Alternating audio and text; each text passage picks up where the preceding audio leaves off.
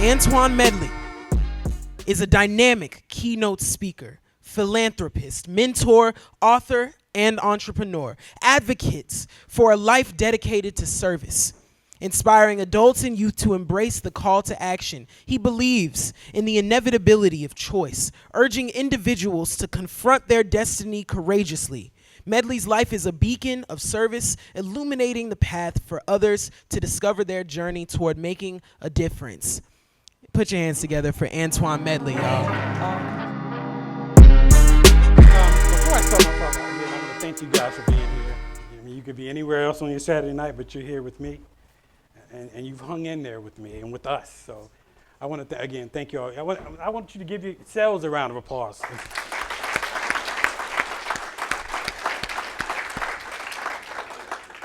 When I thought about what I was going to talk about,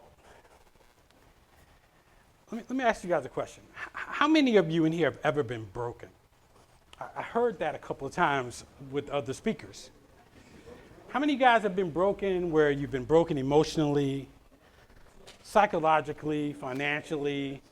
You know, your company failed, you lost that job, you lost that loved one, or you even got that medical diagnosis that just crushed you.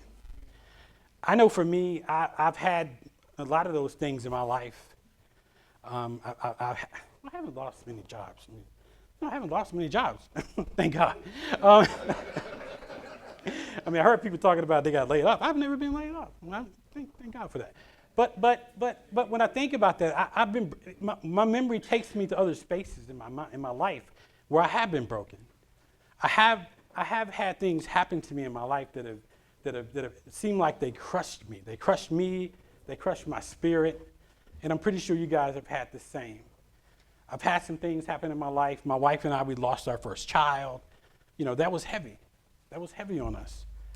You know, and I remember back in 2011, I received a medical diagnosis similar to one of the other speakers. You know, back in 2011, there's a brother in the room with me right now. He and I had lunch, and he was telling me he was about to have some medical procedure. And I'm sitting there with him, and I was thinking to myself, I don't feel well. So when I left that meeting with him, I went straight to I called my doctor, got an appointment, and basically I went through a battery of tests, and it found out that I had MS. And I remember going to my doctor's office that day to get the final diagnosis. And I remember, because I had picked my daughters up from school. And at the time, in 2011, both my daughters were under the age of 10. And when I was going into the doctor's office, I said, hey ladies, hey girls, you guys sit right here, and daddy will be right back. So I go back and listen to this doctor tell me that I have MS. And I don't know what MS is. I think I'm dying. I walk out of that room, and the first two people I see are my two daughters. And that thing broke me. That broke me in a way that I didn't think I could be broken, because I didn't know what was going to happen in my life. I didn't know what was going to happen to me the next day. I didn't know what MS was. I thought I was dying. And I just started going through this whole bucket list of things. I want to be the one to do this with them. I want to be the one to be there when they do this and that.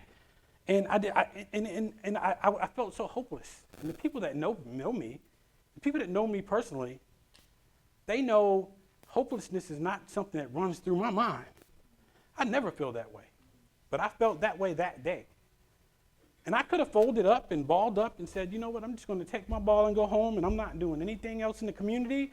I'm not doing anything with the frat. I'm not doing anything. I'm going home, and I'm just going to be with my daughters. But that's not who I am.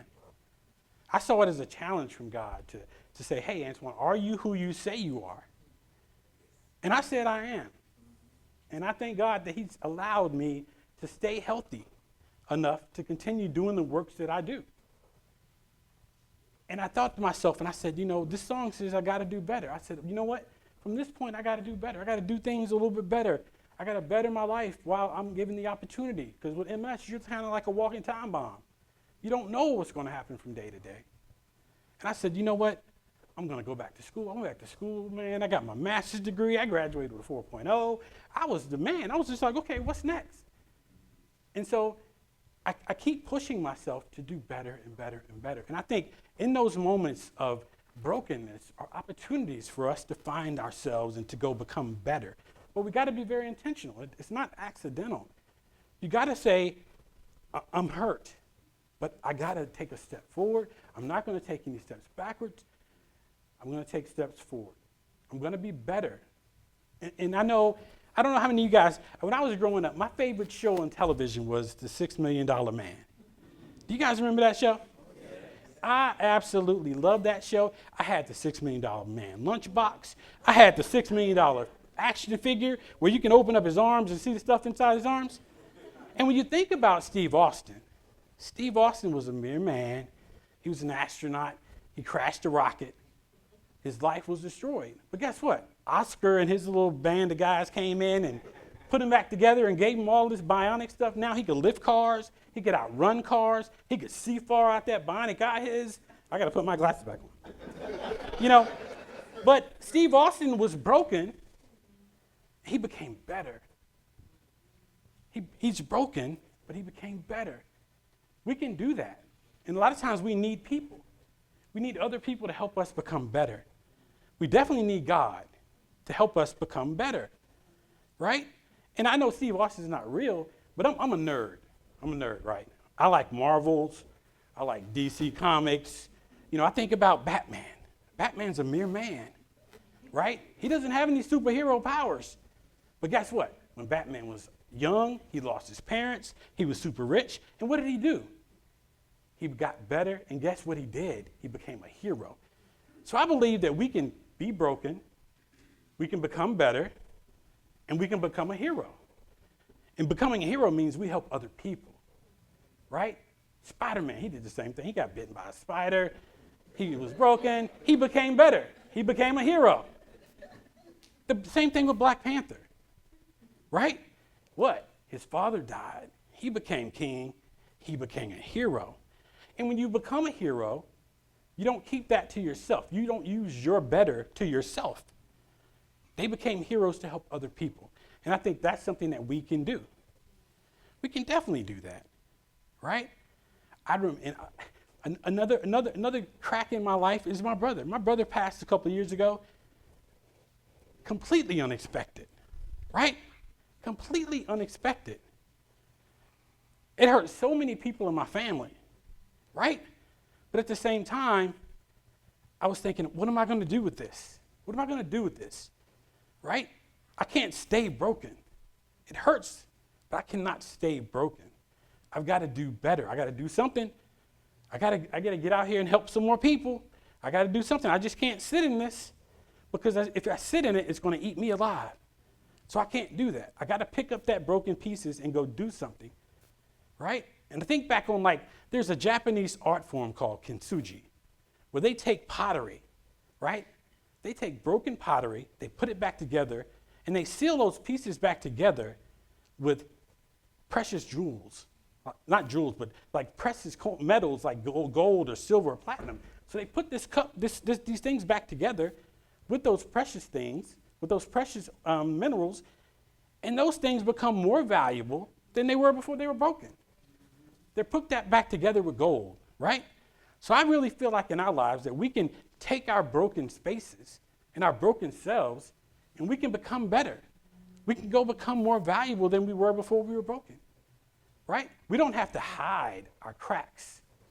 Show your cracks. Show your brokenness to help other people. Because when people see those cracks, it makes them feel more human. It makes them see that you're human just like me. And if you can do this, I can do this. When my brother passed, again, I was broken. But I'd look at my brother and I thought about him. My brother came out of the military. He didn't want to get out of the military. He loved it. And he was broken to a point. But guess what he did? He went back to school.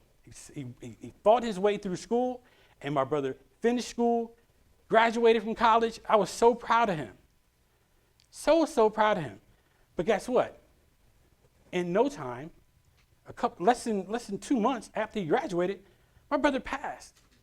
He didn't get an opportunity to go out here and actually live that life from that hard work, become that hero that I know he wanted to be. He was a hero through it, right? But he wasn't allowed that time to go become the hero that I knew he wanted to be. And I think about that and I said, well, I use my brother today. I use my brother to push me along. I use my brother to motivate me, right? Because I have to. God took him for a reason. And that's the reason that I see. He took him for other people who saw him in his life to go be better. So even though when we hit rock bottom, find somebody who can help pull you out of that. Go become better. Go be better than you were before. Because we can do it. It's there to be done. But we have to be very intentional. It's not going to just happen to you. Life gives us nothing. I preach that to my daughters all the time. Life's not going to give you anything. If you want it, you got to go get it. If you want it, you got to go take it. Life's not going to just serve it up to you. You know, like for me, I have a real funny relationship with God, right? I'm not going to say I don't look for a lot from God, but if God gives me the power to swing, and again, I am a man with MS. When I swing my legs out of bed in the morning and my feet hit the floor and I can get up and walk, that means he's done all he can do. He's done all he needed to do for me.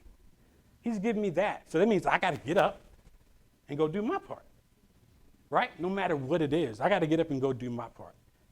So I didn't come here and I didn't want to be preachy with you guys tonight, but I did want to share that when you're broken, there are some opportunities for you to go become somebody you never thought you could be. And we all are broken. And the funny thing is, it's not funny, but it's never just once. How many of you have just been broken once? How many of you guys have been broken once? It happens over and over and over again. So God's given us these opportunities over and over again to go become better. Go be better. There are people out here in our past, in our history, that we need to look back on, like Harriet Tubman. Harriet Tubman was a slave. She was broken to a degree. But guess what she did? She went and became a hero. Fannie Lou Hamer, look at her. Sharecropper. She went and became a hero, right? So we all have the power to do that. So go become a hero. Even when you feel broken, and I heard that said amongst the crowd, amongst the other speakers, and I was like, look at God. Because we're all talking about the same things. We're all talking about the same things. This brother talking about being broken, talking about starting a business, being an entrepreneur, that it's not always easy, right? It's hard. Life is hard. Take those broken times in your life and seek out an opportunity where you can go out here and change the world, right? Again, I dedicated this to my brother because I knew he would want me to do this, right? He would want me to do this. I was always the one, my other two brothers are here. I'm always the one kicking them in the butt, right? But I think when I had COVID and I was trapped upstairs in my house with a temperature, my brother kicked me from heaven. He was like, hey, Antoine, it's time for you to do this. And I thank him for that, And the shocking thing is, it's not, I was telling my wife the other day, it's not easy for me to talk about him. But I've gotten to a point now where I can talk to him. I'm an eternal optimist. And in my broken times, in my broken spaces, I admitted to my brother the other day that when I got my MS diagnosis, I was in a depressed state. I was battling depression and anxiety and everything else, but nobody knew it because I didn't share it with anybody. I take that pain and I ball it up into a ball of my eternal optimism, and I let my eternal optimism hold it because I know that's God letting me do that. He's helping me to hold on to that broken pieces and pressing them back together, just like coal is being pressed, and what comes out of pressed coal? Diamonds. So I want to thank y'all for coming out here tonight. Again, this is something that's been on my mind for a little while, and I'm happy that I was forced to do it. But I definitely want to thank you guys for coming out here tonight.